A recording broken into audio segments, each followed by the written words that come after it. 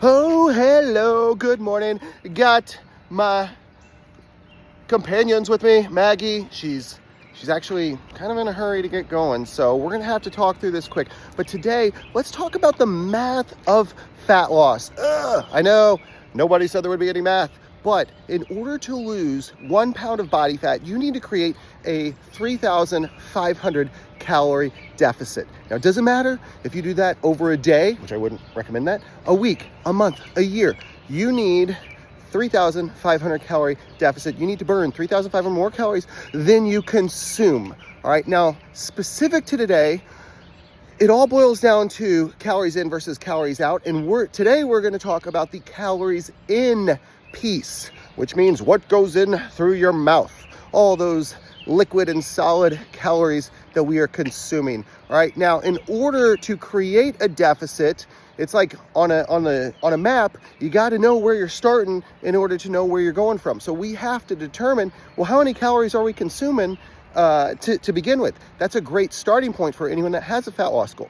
And in order to do that, I have 3 recommendations that you could apply. First and foremost, no shock, but I know most people don't like it, would be to keep a food journal. A food journal, even for as little as like 7 days, can give you an indication as far as how many calories you're consuming over the course of a weekly basis. It is extremely valuable information that can help set you up for success. However, I understand it's not the favorite.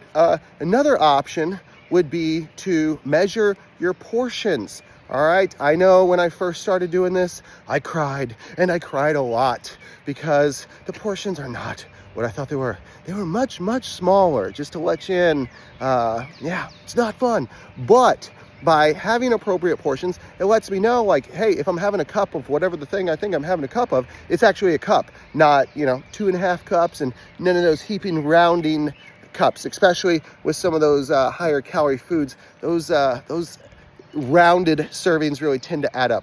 And then the third tip to control your calories or determine how many calories you're eating would be to buy single servings. All right. Now, obviously, this isn't an option for a lot of foods, but for certain foods, that may be the case. All right. So there's 3 ways that you could measure your calories in. Now, as far as like first steps, actionable tips to kind of like help make this a little bit easier, a couple suggestions you could do.